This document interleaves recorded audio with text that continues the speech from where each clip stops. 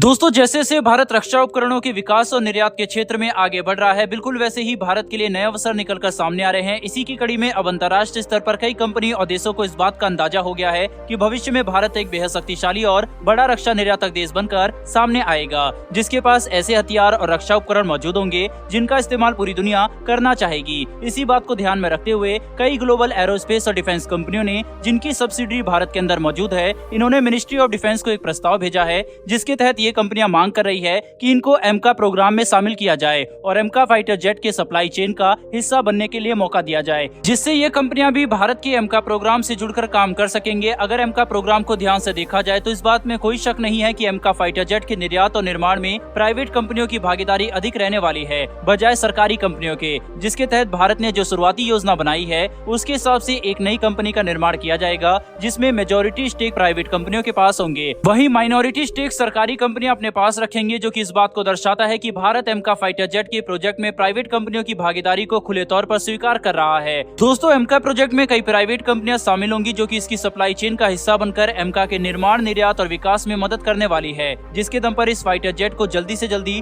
बनाया जा सकेगा और अंतर्राष्ट्रीय स्तर पर निर्यात के क्षेत्र में भी ये एक काफी सफल विमान बनकर सामने आ सकता है। ऐसे में अब अंतर्राष्ट्रीय प्राइवेट कंपनियों के द्वारा एमका प्रोग्राम का हिस्सा बनने की मांग भारत के लिए सोचने वाली बात है, क्योंकि भारत चाहता है कि इस प्रोग्राम में भारतीय कंपनियां ही शामिल हो। तो आखिर भारत एक भारतीय कंपनी की परिभाषा क्या देगा? क्या सिर्फ वही कंपनियां भारतीय मानी जा सकती है जो कि 100% इंडिया बेस्ड या इंडिया ओन्ड हो, या उन कंपनियों को भी भारतीय कंपनी माना जा सकता है जो कि है तो एक अंतर्राष्ट्रीय ग्रुप का हिस्सा, लेकिन उनकी एक अलग सब्सिडरी भारत में भी मौजूद है जिसमें भारतीय लोग काम करते हैं। एमका फाइटर जेट में इस्तेमाल होने वाले लगभग सभी उपकरण और कंपोनेंट की टेक्नोलॉजी के साथ साथ IPR यानी कि इंटेलेक्चुअल प्रॉपर्टी राइट्स भी भारत के पास ही होंगे। इसीलिए दुनिया के कोई भी देश एमका फाइटर जेट की सप्लाई चेन में बाधा नहीं डाल सकेगा। लेकिन अगर भारत इसमें ऐसी कंपनियों को भी शामिल करता है जो कि किसी दूसरे देश में बनाई गई थी, लेकिन अब वे एक अंतर्राष्ट्रीय ग्रुप बन चुकी है और उनका एक सब्सिडरी भारत में भी मौजूद है, तो इससे भारत को विश्व स्तरीय तकनीक और मार्केट का एक्सेस जल्दी मिल सकेगा, जो कि एमका प्रोग्राम के लिए फायदेमंद साबित हो सकता है।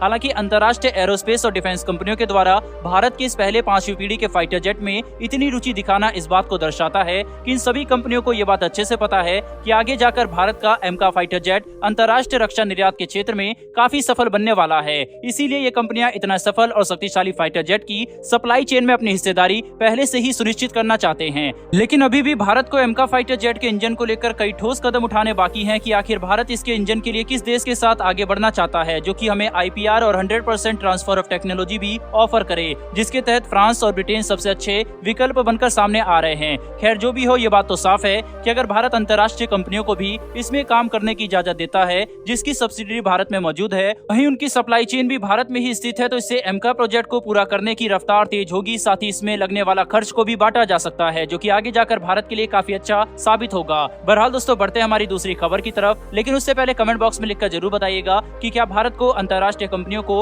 अपने एमका प्रोजेक्ट में शामिल करना चाहिए या नहीं। दरअसल दोस्तों मालाबार 2022 नौसैनिक युद्ध अभ्यास के पहले भारतीय नौसेना के प्रमुख अपने ऑस्ट्रेलियन, अमेरिकन और जापानीज काउंटर पार्ट से मिले, जहां पर उन्होंने भारत, अमेरिका, जापान और ऑस्ट्रेलिया की नौसेना के बीच में इंटरऑपरेबिलिटी को बढ़ाने के ऊपर बातचीत की। साथ ही इस बात पर भी फैसला लिया गया कि सभी क्वाड देश एक साथ मिलकर अपनी नौसैनिक क्षमता को बढ़ाएंगे, जिससे चीन को काउंटर किया जा सके। भारतीय नौसेना के प्रमुख इस वक्त अपने जापान दौरे पर हैं, जो कि 5 नवंबर से लेकर 9 नवंबर तक चलेगा। इस दौरान वे जापान के इंटरनेशनल नेवल फ्लीट रिव्यू को भी अटेंड करेंगे, जिससे भारत और जापान के बीच के रिश्तों को मजबूती मिलेगी। इस साल होने वाला मालाबार युद्ध अभ्यास काफी महत्वपूर्ण होने वाला है, क्योंकि जहां एक तरफ यूक्रेन रूस का युद्ध चल रहा है, वहीं पर अब नॉर्थ कोरिया भी लगातार साउथ कोरिया के ऊपर जंग छेड़ने की धमकियां देने लगा है, जिससे दोनों देशों के बीच में टेंशन और ज्यादा बढ़ चुकी है। साथ ही जापान को भी रूस और नॉर्थ कोरिया की तरफ से लगातार खतरों का सामना करना पड़ रहा है। वहीं पर चीन का आक्रामक रवैया अपनी जगह पर बना हुआ है, जो कि इस बात को दर्शाता है कि केवल एशिया में ही एक से बढ़कर एक परेशानियां पनप रही है, जो कि आगे जाकर एक विश्व युद्ध का मोड़ ले सकती है, जिसे संभालने के लिए मालाबार युद्ध अभ्यास काफी जरूरी है, क्योंकि इससे भारत, अमेरिका, ऑस्ट्रेलिया और जापान अपनी एकजुटता दिखाएंगे, ताकि अगर भविष्य में चीन कुछ भी गलत करने की कोशिश करता है तो उन्हें इस बात का अंदाजा हो, ये सभी देश किसी भी तरह के आक्रामक रवैये के खिलाफ एक साथ मिलकर एक्शन ले सकते हैं, जिससे अंतर्राष्ट्रीय स्तर पर शांति और स्थिरता लाई जा सकेगी। बहरहाल दोस्तों इस वीडियो में इतना ही। उम्मीद करता हूँ कि आपको ये वीडियो और इन्फॉर्मेशन पसंद आई हो। फिर मिलेंगे ऐसी एक नई वीडियो के साथ। धन्यवाद। जय हिंद।